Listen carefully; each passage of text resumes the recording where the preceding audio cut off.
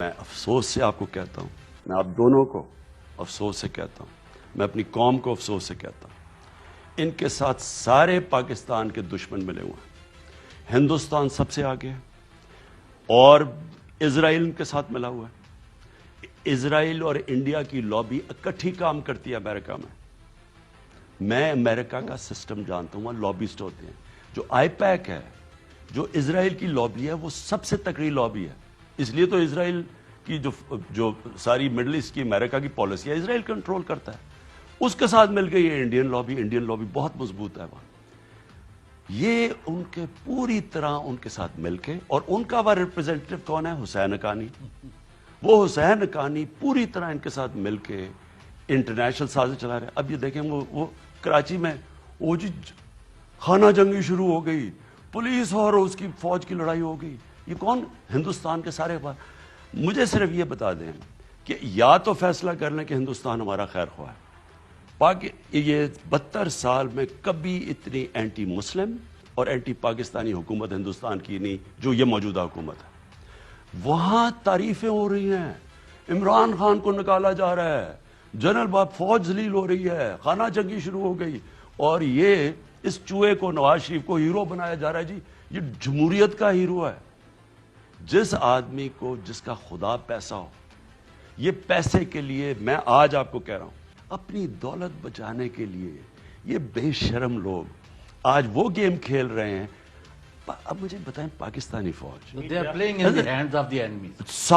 سارا نیریٹو آج، اور یہ جب نواز شریف پرائم منسٹر تھا، نریندر مودی سٹیٹمنٹ دے رہا ہے کہ جی راحیل شریف جنرل وہ دہشت گرد ہے، سٹیٹمنٹ دے رہا ہے، لیکن نواز شریف بڑا اچھا آدمی ہے لیکن وہ کچھ کر نہیں سکتا۔ اس کی تعریفیں کر رہا ہے، اس کو میری کیوں نہیں تعریف کرتا وہ؟ اور فوج کو کیوں نہیں فوج کو برا میری کیوں نہیں تعریف کرتا؟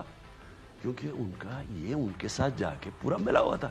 برکت دت نے کتاب میں لکھا ہوا ہے، وہ ان کی سب سے کریڈیبل جرنلسٹ ہے۔ اس نے کہا کہ کھٹ مانڈو کے اندر کانفرنس میں چھپ کے نواز شریف ملا پاکستانی فوج سے ڈر کے، نریندر مودی سے۔ تو یہ ہمارے وہ لوگ ہیں۔ نواز شریف کا جو پرائمری ایم جب سے ہے، یہ ایک بیماری ہے، میں آپ کو آنیسٹلی کہہ رہا ہوں، یہ بیماری ہے، یہ پیسہ لالچ بیماری ہے۔ اس کو پتہ ہی نہیں ہے کہ اس کے پاس کتنا پیسہ۔ میں آپ کو رائٹنگ میں دیتا ہوں، انہوں نے 30 سال سے پیسہ چوری کر رہے ہیں، ان کو پتہ ہی نہیں کہ ان کے پاس کتنا پیسہ باہر پڑا ہوا ہے، لیکن خدا پیسہ ہے۔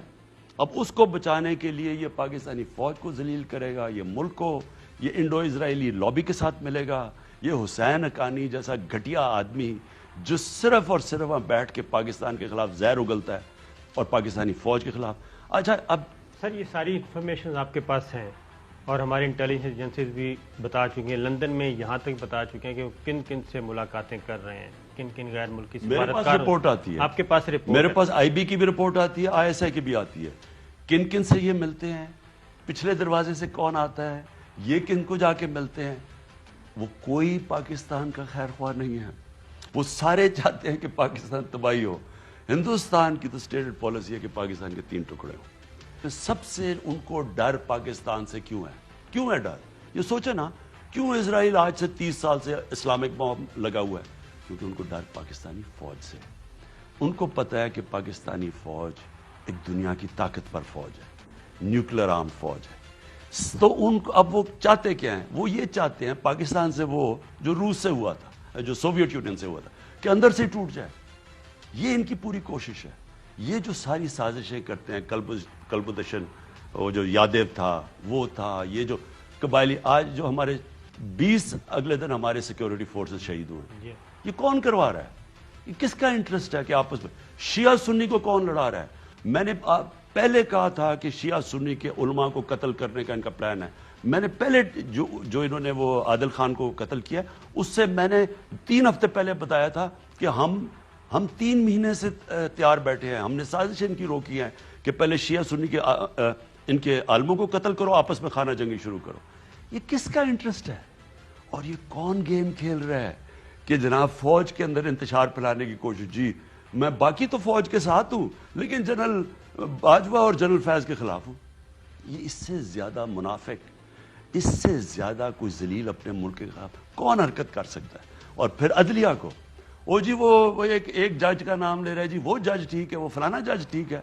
ججز کے اندر بھی پیدا کر رہا ہے صرف اپنی دولت بچانے، چوری اپنی بچانے کے لیے. پہلے چوری کر کے نقصان پہنچاؤ، پھر اس کو بچانے میں ملک کا بیڑا غرق کرو.